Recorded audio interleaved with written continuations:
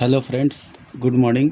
चलिए हम लोग पीजी के नए सिलेबस यानी नया चैप्टर वैल्यूएशन ऑफ शेयर की तरफ आगे बढ़ते हुए, क्योंकि वैल्यूएशन ऑफ गुडविल हम लोग कर चुके हैं और लिक्विडेशन ऑफ कंपनी भी कर चुके हैं। अब हम लोग वैल्यूएशन ऑफ शेयर की तरफ आगे बढ़ेंगे।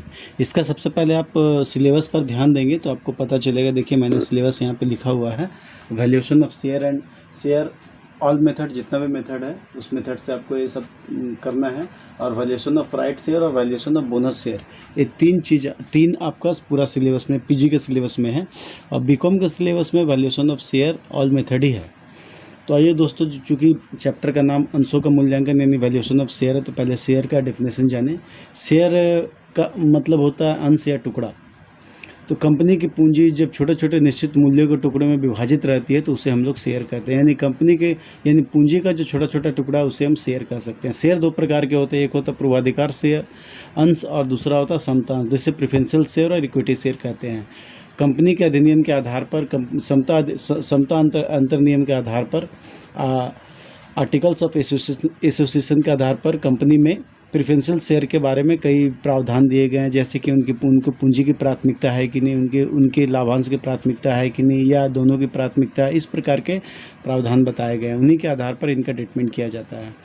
और दोस्तों देखिए, साधारण पूर्वाधिकार अंश के मूल्य हमेशा स्थिर होते हैं, क्योंकि कंपनी का जो लाभ अर्जित होता है इस पर इसका कोई भी प्रभाव नहीं पड़ता है, लेकिन इक्विटी शेयर पर इसका प्रभाव पड़ता है। यानी कंपनी के लाभ अर्जन क्षमता के आधार पर इक्विटी शेयर के मूल्य में प्रभाव पड़ता है। इक्विटी शेयर के मूल्य में प्रभाव पड़ने के कारण इसके मूल्य में परिवर्तन होता रहता है। अतः सामान्यतः हम लोग जो मूल्यांकन का यहाँ पे बात कर रहे हैं, इक्विटी शेयर का ही मूल्यांकन करते हैं।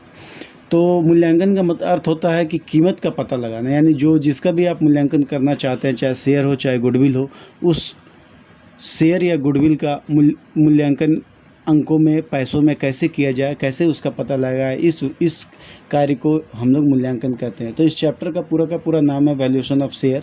चूँकि शेयर का वैल्यूएशन हम तभी करेंगे जब कंपनी का मामला होगा, यानी छोटे मोटे व्यक्ति के छोटा बिजनेस में हम लोग किसी प्रकार का शेयर का वैल्यूएशन नहीं करते। कंपनी का मामला है, और जब कंपनी चल रहा है, चालू है, यानी बिजनेस प्रोसेस में है, रनिंग में है, तभी हम लोग को वैल्यूएशन ऑफ शेयर और वैल्यूएशन ऑफ गुडविल की आवश्यकता पड़ती है। तो अंशों का मूल्यांकन का मतलब क्या होता है दोस्तों? अंशों का मूल्यांकन का मतलब होता है अंशों का एक ऐसा मूल्य निर्धारण करना जिसके आधार पर आप अंशों का क्रय विक्रय कर सकोगे। और क्या करना, हम अंश को किसी दूसरे को ट्रांसफ़र कर सकते हैं। और क्या कर सकते हैं, अगर वेल्थ टैक्स और प्रॉपर्टी टैक्स यानी संपत्ति और धन कर हमें देना है तो हम लोग को अंशों का मूल्य का कैलकुलेशन करना पड़ेगा। और शेयर कैपिटल यानी अंश पूंजी की वास्तविक स्थिति का ज्ञान प्राप्त करने के लिए भी हमें अंशों का मूल्यांकन करना जरूरी हो जाता है। इसीलिए मैंने यहाँ पे लिखा है, अंशों का ऐसा मूल्य निर्धारण करना जिनके आधार पर अंश पूंजी की वास्तविक स्थिति का ज्ञान प्राप्त हो जाए।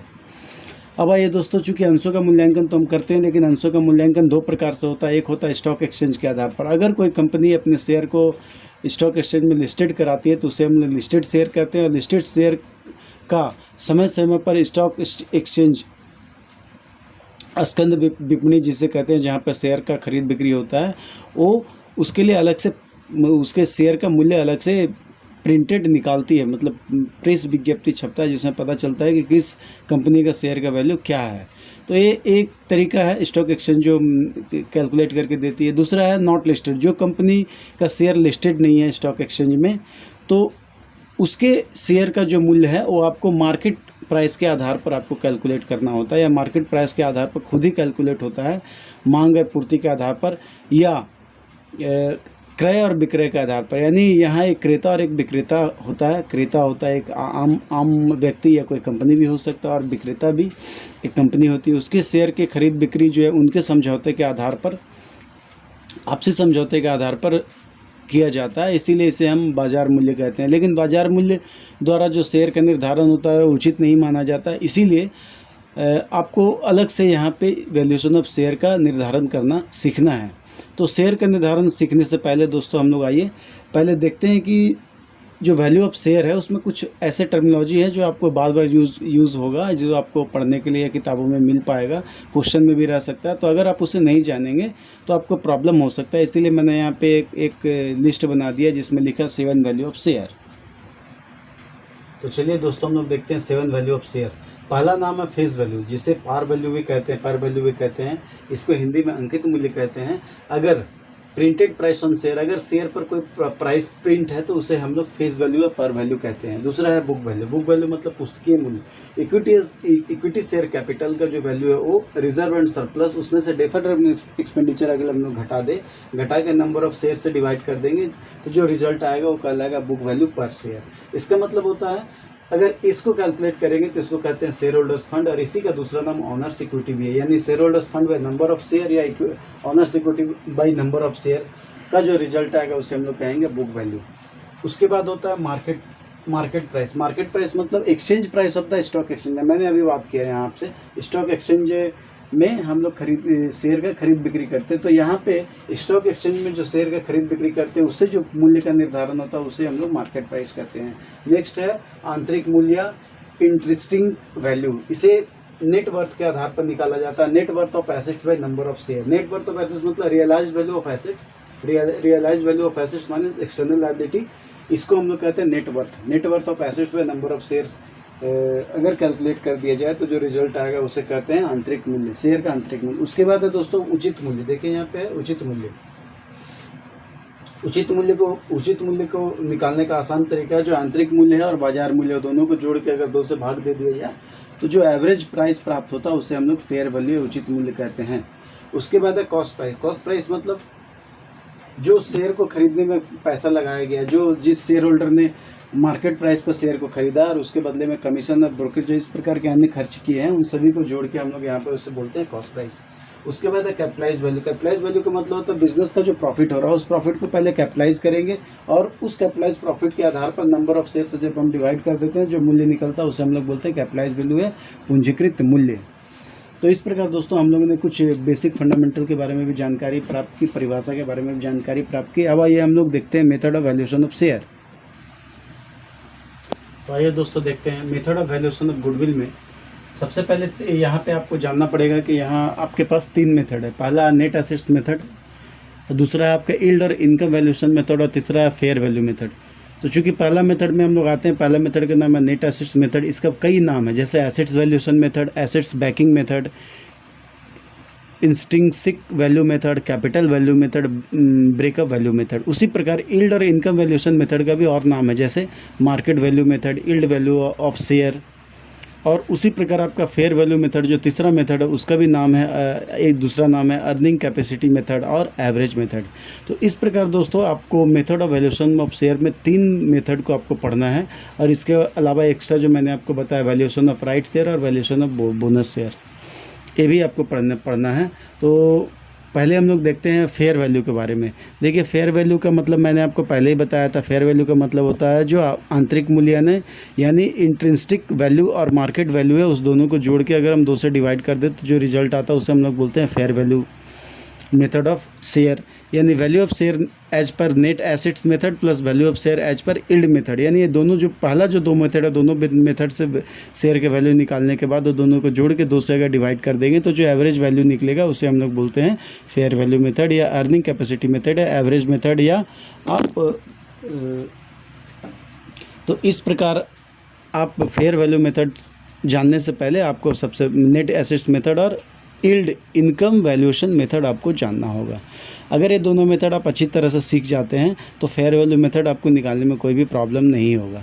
तो और दोस्तों थोड़ा फार्मूला के बारे में भी जान लेते हैं हम लोग। सबसे पहले आपको यहाँ पे ये जानना पड़ेगा क्वेश्चन में कि चूँकि शेयर 2 प्रकार के होते हैं, share preferential share, equity share. तो इक्विटी शेयर के आधार पर अगर कैपिटल का कंपनी बनाते समय अगर कैपिटल का स्ट्रक्चर अगर सिर्फ इक्विटी शेयर के आधार पर रखा गया तो उसके आधार पर कैसे आप वैल्यूएशन ऑफ शेयर करेंगे। और यदि कंपनी का फॉर्मेशन करते समय कैपिटल का स्ट्रक्चर प्रेफरेंशियल शेयर भी लिया गया और इक्विटी शेयर दोनों लिया गया है, तो इस प्रकार आप अगर दोनों ही कैपिटल है कंपनी में तो इस स्थिति में आप नेट एसेट्स मेथड के आधार पर कैसे अब वैल्यूएशन ऑफ शेयर करेंगे।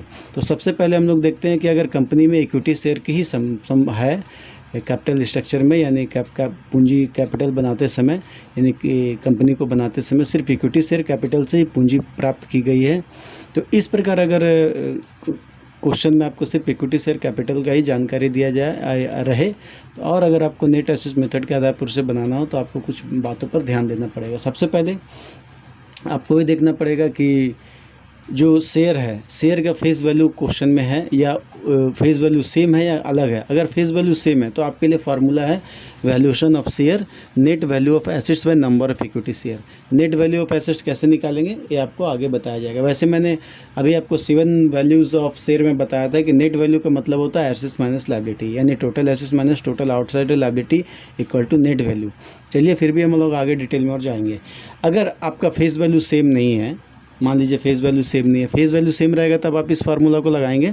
अगर फेस वैल्यू सेम नहीं रहेगा तब आप क्या करेंगे, जो भी नेट एसेट्स आया उसको एक अनुपात के आधार पर, इक्विटी शेयर के कैपिटल अनुपात के आधार पर आप उसको बांट देंगे, और बांटने के बाद आप उसको अलग अलग करके निकाल सकते हो। जितना भी अलग अलग प्रकार का अगर फेस वैल्यू आपके कोई सवाल में दिया गया है तो। अब आइए दोस्तों देखते हैं नेट वैल्यू ऑफ एसेट्स कैसे कैलकुलेट करते हैं। नेट वैल्यू ऑफ एसेट्स के लिए मैंने यहाँ पे लिख दिया है टोटल रियलाइज वैल्यू, यानी जो रियलाइज वैल्यू, जो मार्केट वैल्यू है, बुक वैल्यू नहीं लेना है आपको। Total realise value of assets, इसमें आपको छोड़ना है डेफर्ड रेवेन्यू एक्सपेंडिचर, और इसमें इंक्लूड करेंगे हम लोग ट्रांजिबल एसेट्स जैसे गुडविल और नॉन ट्रेड इन्वेस्टमेंट, ये सबको ऐड करना है। ऐड करने के बाद इसमें से आपको माइनस करना है total external liability. External liability में आपको क्या छोड़ना है, एक्सेप्ट रिजर्व एंड सरप्लस, इसको छोड़ के बाकी जो भी एक्सटर्नल लायबिलिटी है सबको आपको यहाँ पे लेना है। यानी total realised value of assets minus external liability equal to होता है आपका नेट वैल्यू ऑफ एसेट्स।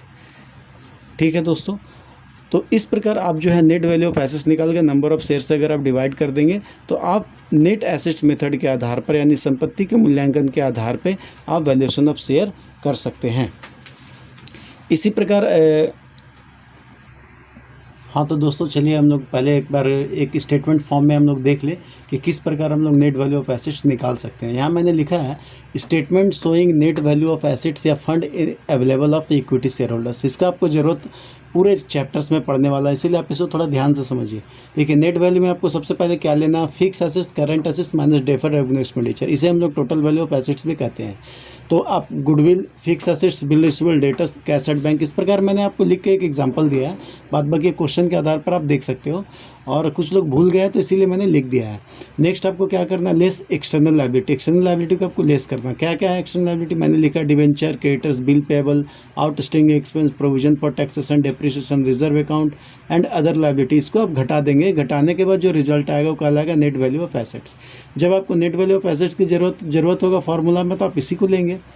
और अगर आपको प्रेफरेंशियल शेयर का क्वेश्चन आता है, यानी प्रेफरेंशियल शेयर का प्रायोरिटी का बात किया जाता है, तो उस समय आप अगर नेट वैल्यू ऑफ एसेट्स में से प्रेफरेंशियल शेयर कैपिटल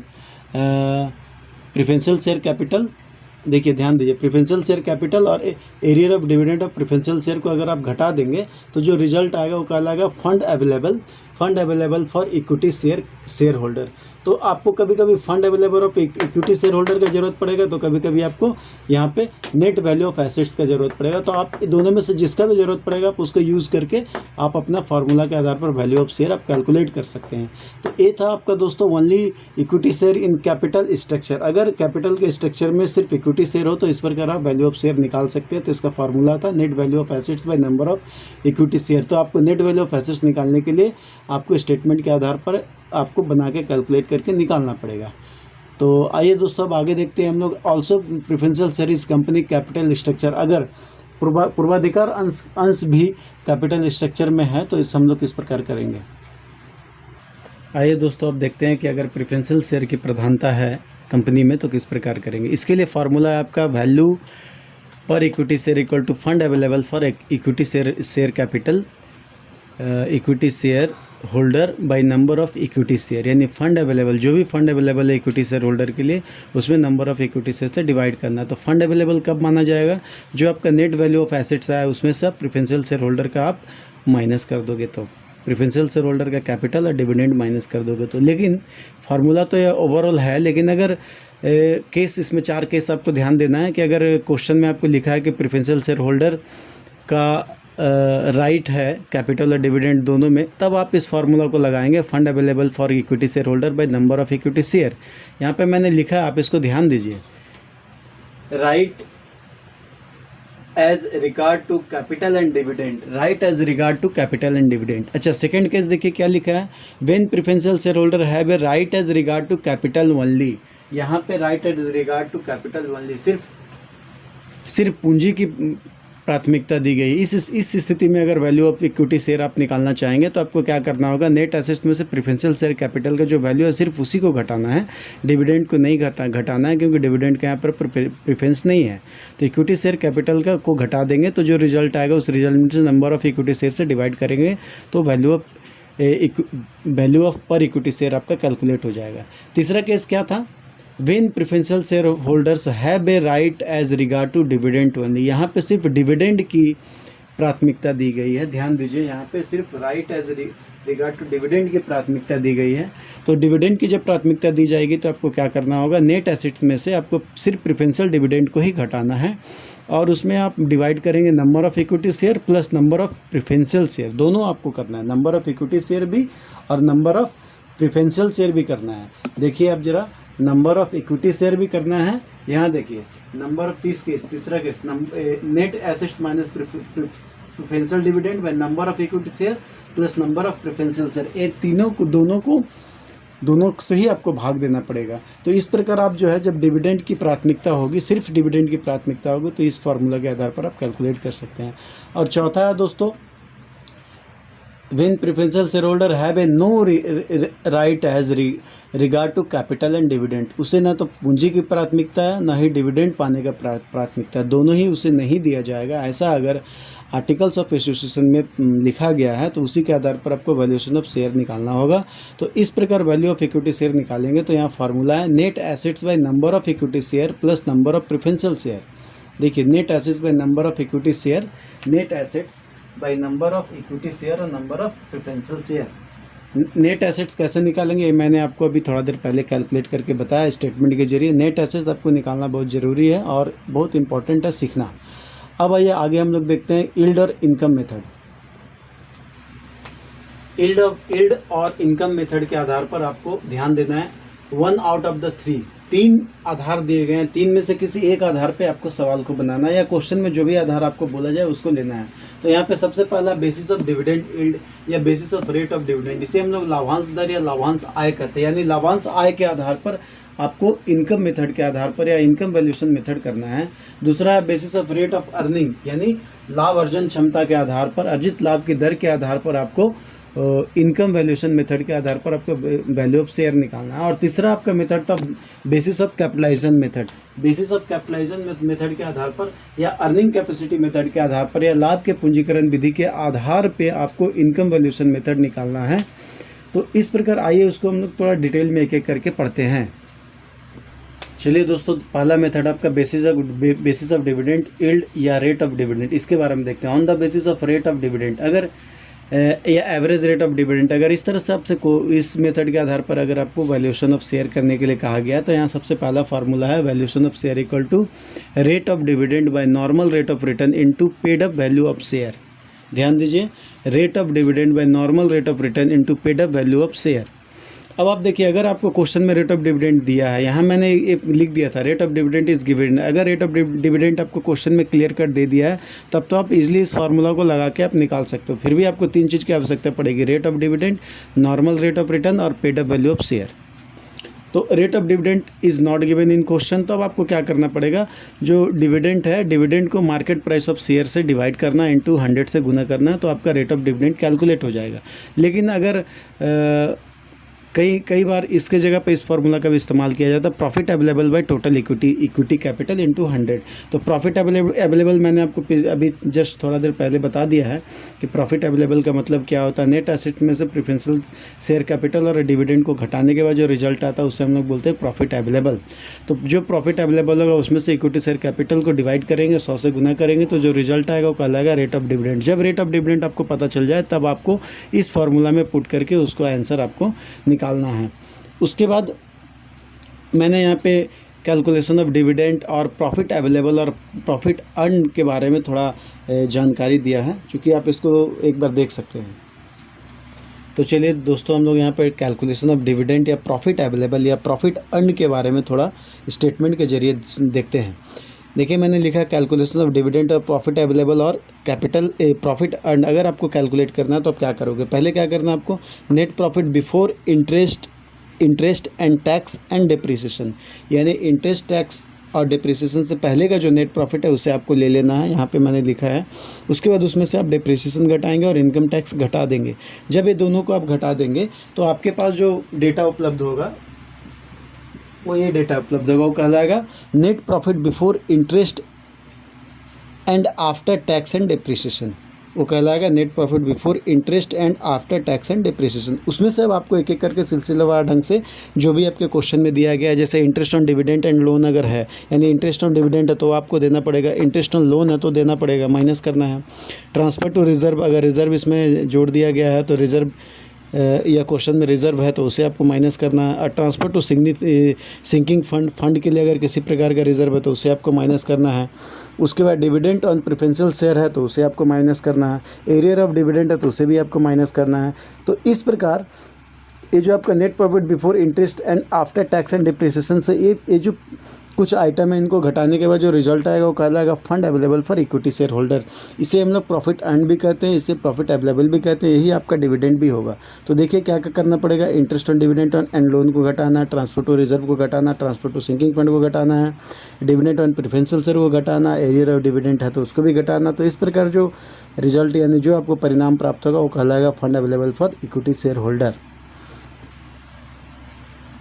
मैंने आपसे कहा था कि जो यील्ड और इनकम वैल्यूएशन मेथड है उसमें 3 आधार है, एक है डिविडेंड यील्ड का यानी रेट ऑफ डिविडेंड का, दूसरा है रेट ऑफ अर्निंग का। तो यहाँ पे मैंने लिखा है on the basis of rate earning के आधार पर अगर आप इनकम वैल्यूएशन मेथड के आधार पर वैल्यू ऑफ शेयर का वैल्यू निकालना चाहते हो तो क्या करना होगा, वैल्यू ऑफ शेयर का formula rate of earning by normal rate of return into paid up value of share. ध्यान दीजिए, rate of earning by normal rate of return into paid up value of share. पहला जो आधार था उसका जो formula तो होता है rate of dividend by normal rate of return into paid up value of share. ये दोनों एक ही है, बट यहाँ पे इसमें आपको रेट ऑफ अर्निंग है तो इसीलिए रेट ऑफ अर्निंग लेना पड़ेगा, और वहाँ आप ले रहे थे रेट ऑफ डिविडेंड। तो आइए दोस्तों, अगर रेट ऑफ अर्निंग आपके क्वेश्चन में नहीं दिया, अगर दिया है तब तो आप इजीली इससे निकाल सकते हो। अगर रेट ऑफ अर्निंग आपको नहीं दिया तो क्या करना पड़ेगा, प्रॉफिट अर्न, जो मैंने अभी तो डिस्कस किया था कि प्रॉफिट अवेलेबल या प्रॉफिट अर्न कैसे कैलकुलेट करते हैं, उस प्रॉफिट अर्न को पहले कैलकुलेट करना पड़ेगा। उसके बाद आपको नेट कैपिटल एम्प्लॉयड निकालना होगा, और नेट कैपिटल एम्प्लॉयड के बारे में हम लोग वैल्यूएशन ऑफ शेयर के बारे में भी, वैल्यूएशन ऑफ गुडविल में भी हम लोग पढ़ चुके हैं कि पहले आपको कैपिटल एम्प्लॉयड निकालना है, कैपिटल एम्प्लॉयड निकालने के बाद जो है वो एवरेज कैपिटल एम्प्लॉयड निकालना है। लेकिन यहाँ आपको एवरेज कैपिटल एम्प्लॉयड की आवश्यकता नहीं है, सिर्फ आपको निकालना net capital employed. Net capital employed का मतलब होता है एसेट्स के आधार पर, fix assets plus current assets minus current liability, और लायबिलिटी के आधार पर अगर आप निकालना चाहते हैं तो यहाँ पे होगा shareholder fund plus long term liability equal to net capital employed. तो इस प्रकार profit earn by net capital employed into 100 करने के बाद जो रिजल्ट आएगा वो कहलाएगा rate of earning. Rate of earning को आप यहाँ पे पुट कर दोगे, नॉर्मल रेट ऑफ रिटर्न से डिवाइड कर दोगे, और paid up value of share से अगर आप गुना कर देते हैं तो आपका रिजल्ट आ जाएगा value of share, value of equity share. तो इस प्रकार दोस्तों on the basis of rate earning के आधार पर आप इस फॉर्मूला के जरिए इसे बना सकते हैं। अब तीसरा था आपका on the basis of capitalise profit, on the basis of capitalise profit. तो कैपिटलाइज प्रॉफिट के आधार पर अगर आप निकालना चाहते हैं तो इस प्रकार इसका formula value per share equal to capitalise value of profit by number of share. ध्यान दीजिए, value per share equal to capitalise value of profit by number of share.